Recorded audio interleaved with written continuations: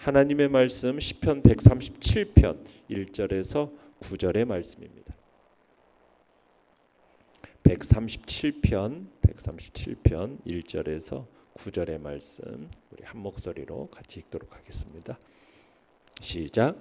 우리가 바벨론의 여러 강변 거기에 앉아서 시온을 기억하며 울었도다.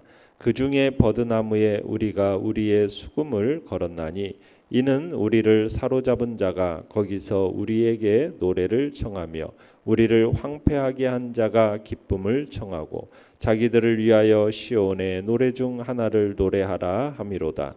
우리가 이방 땅에서 어찌 여호와의 노래를 부를까? 예루살렘아 내가 너를 잊을진데 내 오른손이 그의 제주를 잊을지로다. 내가 예루살렘을 기억하지 아니하거나 내가 가장 즐거워하는 것보다 더 즐거워하지 아니할진데 내 혀가 내 입 천장에 붙을지로다. 여호와여 예루살렘이 멸망하던 날을 기억하시고 예돔 자손을 치소서. 그들의 말이 헐어버리라 그 기초까지 헐어버리라 하였나이다. 멸망할 딸 바벨론아 내가 우리에게 행한 대로 내게 갚는 자가 복이 있으리로다. 내 어린 것들을 바위에 메어치는 자는 복이 있으리로다. 아멘. 오늘 말씀의 제목은 오직 주님께만 영광의 찬송을 드리라 라는 제목으로 말씀을 나눕니다. 본시는 시편이 총 150편이지 않습니까? 150편 가운데 통틀어 3편, 모두 3편의 저주시가 있습니다. 저주시. 우리가 58편, 109편 그리고 오늘 보게 되는 137편이 소위 저주시라고 불려지는 한 가운데 한 편입니다. 오늘 본문을 보시면 바벨론의 포로로 끌려간 이스라엘 사람들이 그 비통하고 애절한 슬픔을 토로하면서 원수들을 향해서 하나님의 심판을 기원하는 저주시입니다. 시편에 수록된 3편의 저주시 가운데 오늘 시편을 제외한 다른 2편의 저주시는 그렇습니다. 선과 악을 딱 기준 세우고 그리고서는 그 선과 악을 준행하는 여부에 따라서 하나님께서 징벌과 축복을 시행하신다라는 하나님의 절대 공의에 근거한 저주시가 2편의 시라면 오늘 이 편의 시는 이 행악자들의 죄를 딱 지적하고서는 그에 따른 형벌을 일방적으로 선포하던 시가 이제 그게 이제 2편의 시였다면 오늘은 선민 이스라엘이 이방인들로부터 받은 모욕, 그 모욕으로 인해서 탄식하고 하나님께서 그들에게 공의의 심판을 베풀어 주실 것, 그것을 기원하는 내용이 바로 오늘 본문의 시입니다. 그래서 근본 저주시면서도 또 비탄식적인 성격이 굉장히 강하게 내포되어 있습니다. 이 137편은 시온, 예루살렘을 기억하라라는 주제예요. 바벨론에서 시온을 기억하고 울고 있어요. 어떤 슬픈 추억을 떠올리는 것으로 이제 이 시를 시작하고 있는데요. 그러면서 예루살렘에 대한 충성의 서약을 합니다. 그러다가 거룩한 도성을 짓밟은 바벨론, 또 그에 동조한 에돔, 그 에돔을 저주하는 것으로 끝을 맺는 것이 오늘 시편의 내용입니다. 1절을 보시면은 바벨론에 사로잡혀간 이스라엘 백성들의 어떤 처연한 모습을 이렇게 발견하게 되는데요. 1절 읽어보죠. 시작. 우리가 바벨론의 여러 강변 거기에 앉아서 시온을 기억하며 울었도다. 자, 그들은 지금 바벨론의 여러 강변에 앉아서 시온을 기억하며 통곡했다라고 말하고 있습니다. 그들이 시온을 기억하면서 통곡할 수밖에 없었던 까닭은 무엇이었겠어요? 예루살렘 그리고 그 성전의 처참한 파괴의 기억. 그러면서도 그들이 예루살렘 성전에서 모여서 하나님께 예배를 드리던 그 기억, 이게 서로 대비가 되면서 극명하게 드러나는 그들의 그 비참한 처지 때문에 슬픔, 애통, 이것이 지금 그들에게 드러나고 있는 겁니다. 내용과 문제 1번을 보시면 바벨론 사람들은 사로잡힌 이스라엘 백성에게 무엇을 요청하고 이에 백성은 어떻게 반응합니까? 자, 3절을 읽어보겠습니다. 3절 시작. 이는 우리를 사로잡은 자가 거기서 우리에게 노래를 청하며 우리를 황폐하게 한 자가 기쁨을 청하고 자기들을 위하여 시온의 노래 중 하나를 노래하라 함이로다. 지금 바벨론 사람들이 사로잡힌 이스라엘 백성들을 향해서 뭘 요청하고 있습니까? 노래를 요청하고 있죠. 기쁨을 요청하고 있습니다. 시온의 노래 중 하나를 부르라 요청하고 있습니다. 그러니까 이들이 지금 자신들의 여흥, 흥겨움을 위해서 지금 이스라엘 백성들을 불러다가 니네들이 부르는 그 거룩한 노래, 성전에서 부르는 그 거룩한 노래를 한번 우리 앞에서 불러봐라. 우리의 기쁨을 위해서 한번 불러봐. 이런 식으로 지금 요청을 하고 있는 겁니다. 자, 이에 대해서 어떻게 하고 있습니까? 강한 거절을 하고 있습니다. 그게 이제 2절의 내용입니다. 2절을 읽어볼까요? 시작. 그 중에 버드나무에 우리가 우리의 수금을 걸었나니. 자, 버드나무에 우리가 우리의 수금을 걸었다. 이게 뭐냐면, 수금이라는 건 뭐냐면 이스라엘 백성들이 하나님을 찬양하기 위해 사용했던 악기입니다. 그런데 이 악기를 어떻게 했다고요? 버드나무에 걸어버렸다. 그러니까는 노래를 부르지 않겠다라는 그런 얘기입니다. 그러니까 시온의 노래 하나를 불러라오는데, 시온의 노래라는 것은 바로 레위인들이 하나님을 찬미하기 위해서 지어서 불렀던 성가곡입니다. 그런데 강한 거부 의사를 표현한 거죠. 바벨론 사람들이 지금 요구하고 있는 것에 대해서, 그 요구는 어떻게 보면은 신성모독이니까, 큰 신성모독에 해당하는 것이기 때문에 이 노래를 거절하는 겁니다. 그들의 기쁨을 위해서는 내가 이 노래를 부르지 않겠다라는 거부 의사입니다. 4절도 읽어볼까요? 4절 시작. 우리가 이방 땅에서 어찌 여호와의 노래를 부를까? 지금 이스라엘 자손들이 지금 가지고 있는 걸 어떻게 보면은 포로로 끌려와 있습니다. 그들이 가지고 있는 몸뚱아리뿐이에요. 어떻게 모든 거 다 잃어버렸습니다. 국가도, 재산도, 가족도, 미래도 아무것도 없어요. 그런 이들에게 그들이 잃어버리지 않는 한 가지가 있었다라는 얘기입니다. 뭘 잃어버리지 않겠습니까? 하나님의 것을 거룩하게 구별하겠다라는 그 순수한 믿음, 하나님의 것을 구별해내겠다는 순수한 믿음을 잃지 않았던 거죠. 어떻게 보면 하나님에 대한 자존심이라고 말할 수 있습니다. 그 자존심만큼은 내가 무슨 일이 있어도 지켜내고야 말겠다. 그것이 지금 그들이 이 바벨론 사람들이 요청하는 노래에 대한 거부 의사였던 거죠. 5절 6절 읽어보겠습니다. 5절 6절 시작. 예루살렘아 내가 너를 잊을진대 내 오른손이 그의 재주를 잊을지로다. 내가 예루살렘을 기억하지 아니하거나 내가 가장 즐거워하는 것보다 더 즐거워하지 아니할진대 내 혀가 내 입천장에 붙을지로다.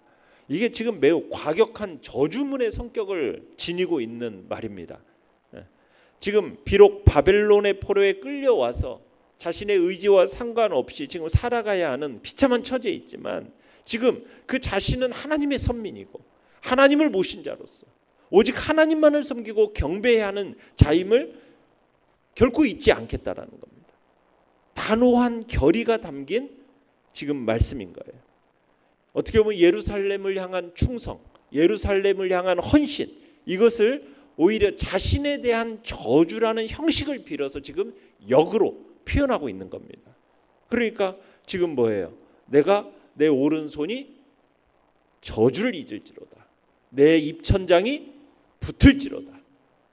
무슨 얘기예요? 내가 하나님을 모신 자로서 내가 만약 정말 예루살렘을 기억하지 않고 내가 예루살렘을 잊어버리고 하나님을 잊어버리고 산다면 내가 내 오른손이 말라버리고 나의 입천장이 붙어버리도록, 그렇게 저주적인 표현을 사용하면서 예루살렘에 대한 충성, 헌신, 이것을 지금 표현하고 있는 겁니다.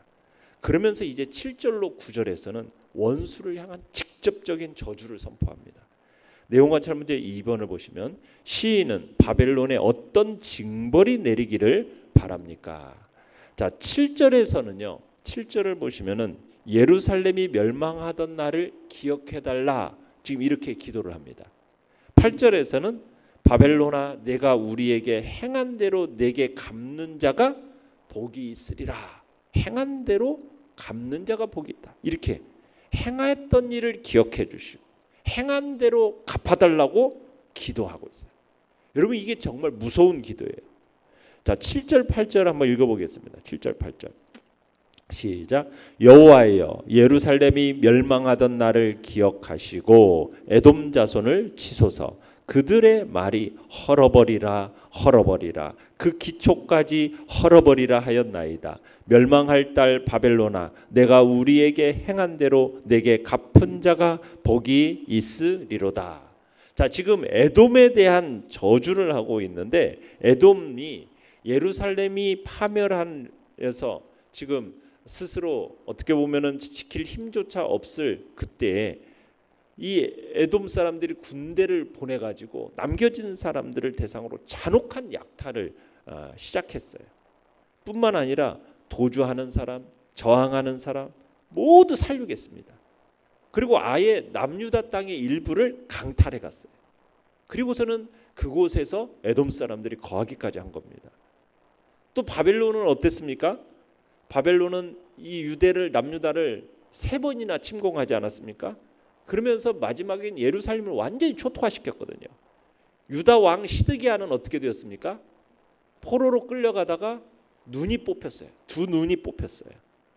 자녀 앞에서 다른 사람들이 보는 앞에서 결국 눈이 뽑히고 그리고는 죽임을 당하는 짐승처럼 정말 사슬에 끌려서 그렇게 묶여서 끌려가는 관료들 상류층 사람들 다 포로로 끌려갔거든요.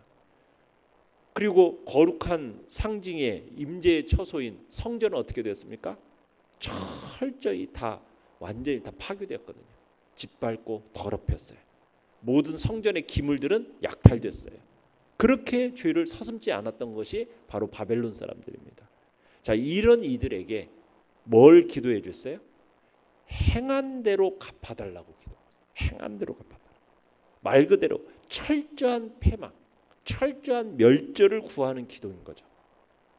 이게 완곡한 표현이지만 바벨론이나 에돔에게 있어서는 이것만큼 두려운 일이 없는 거예요.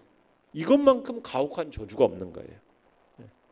인생을 판단하시고 심판하시는 하나님의 공의대로 행한 대로 갚으시는 그 하나님의 심판의 원리에 입각한 기도인 거죠. 자, 9절에서는 뭐라고 되어 있습니까? 9절 시작. 내 어린 것들을 바위에 메어치는 자는 복이 있으리로다. 정말 저주에 가까운 기원문으로서 끝을 맺죠. 어떻게 보면 시의 최절정을 이루는 표현입니다. 잔인하고 끔찍한 표현이지 않습니까? 그러니까 에돔과 바벨론을 향한 시인의 분노, 증오 이게 그대로 드러나고 있는 부분입니다. 조국을 멸망시키고 조국을 약탈한 일련의 사태를 경험한 시인이 지금 말로 표현할 수 없는 아픔을 느끼면서 저들이 행한 그대로 갚아달라고. 지금 그들이 이렇게 했던 거죠. 어린 아이들을 바위에 메어치는 그런 끔찍한 일을 저질렀으니 그대로 행한 대로 갚아달라고. 지금 이게 시인의 기도였던 겁니다. 연구와 묵상 문제 3번입니다. 바벨론 사람들이 이스라엘 백성에게 노래 부를 것을 요청한 이유는 무엇입니까? 자, 바벨론 사람들이 이스라엘 백성들에게 노래 부를 걸 요청한 이유가 뭐겠어요? 바벨론 포로로 끌려온 이스라엘 백성들을 조롱하기 위해서, 모욕하고 조롱하고 그러기 위해서 지금 시온의 노래 중에 하나를 불러봐라 요청하고 있는 겁니다. 어떻게 보면 자기들의 여흥을 위해서. 이 시온의 노래는 하나님의 구원하심, 하나님의 위대하심, 그분의 계획을 찬양하는 노래가 바로 이 시온의 노래인데, 이스라엘 백성은 비록 조국을 잃었어요. 포로로 끌려온 시세예요. 어떻게 보면 이 땅은 음란한 땅입니다. 어떻게 보면 거룩한 시온의 노래를 이 바벨론 사람들을 위해서 부를 수가 없었어요. 이스라엘에게 있어서 이 땅은 낯선 땅입니다. 그렇지만 근본적으로는 불결한 땅입니다. 음식까지도 불결한 것으로 간주된 땅이에요. 그같이 불결한 땅에서 더구나 불결하고 정말 부정한 이 이방 민족들 앞에서 그 거룩한 여호와의 노래를 부른다? 이것은 있을 수 없는 일이라고 여긴 겁니다. 특별히 그들의 여흥을 위해서, 그들의 기쁨을 위해서 그들에게 노래를 부른다? 이건 용납할 수 없는 일이었다라는 거예요. 그렇지 않습니까? 술 먹고 막 그런 자리에서 찬송가를 부른다라는 것이, 그들을 위해서 찬송가를 부른다는 것이 이게 참 용납이 안 되는 거죠. 그래서 그들의 제안을 단호하게 거절하는 겁니다. 자신들을 조롱하고 억압하는 이 바벨론 사람들에게 저주의 노래를 부르는 거죠. 지금 이스라엘 백성들은 바벨론을 멸망할 딸 이렇게 부르고 있죠. 멸망할 딸 바벨론. 어린 아이들로부터 시작해가지고 바벨론이 완벽하게 망하기를 바라고 있는 겁니다. 이스라엘 백성들의 반응은 바벨론 사람을 위해서 절대 노래할 수 없다는 그 결단에서 출발하고 있었던 겁니다. 느낀 점 4번입니다. 상황과 상관없이 오직 주님만 찬송해야 한다는 사실을 통해 무엇을 느낍니까? 자, 성도는 하나님의 것을 거룩히 구별해내는 그런 순수한 믿음을 가져야 함을 느낍니다. 하나님의 것은 구별해내야 돼요. 하나님에 대한 자존심, 이것만큼은 무슨 일이 있어도 지켜내고야 말겠다. 그런 의지가 있어야 함을 느끼는 겁니다. 지금 이방인들의 제안을 단호하게 거절했던 거룩한 자존심, 이게 없었다면 여러분 이 서슬퍼런 이 지배자들의 요구에 이처럼 그들의 요구를 철저하게 묵살할 수 있었겠습니까? 지금 포로로 끌려와서 말을 안 들으면 죽임을 당할 수 있는 그런 자리에서 하나님의 것, 그것을 지켜낸다라는 것은 자기의 목숨 건 일입니다. 잘못된 것은 잘못되었다. 거룩한 것은 거룩하고 참된 것은 참되다. 말할 수 있는 그런 성도가 우리가 되어야 하는 것입니다. 세상과 타협하지 않아야 되는 거죠. 우리의 복음을 정말 더 중심에 더 깊숙하게 새겨나갈 수 있도록 끝내 하나님의 은혜를 소중하게 간직하겠다라는 그런 결단이 우리 안에 있어야 할 것입니다. 신앙의 순수함을 소유하고 하나님 앞에서의 거룩한 자존심을 지켜내가는 자리, 그 자리에 우리가 있겠다. 정말 신앙을 포기하고 세상 것을 얻으면 모든 거 다 잃어버리는 겁니다. 모든 걸 다 얼른 잃는다 해도 우리가 정말 신앙의 순수성을 지켜내고 하나님의 그 거룩한 자존심을 지켜낸다면 하나님께서 우리에게 은혜와 축복을 다시 한번 얻게 하실 것입니다.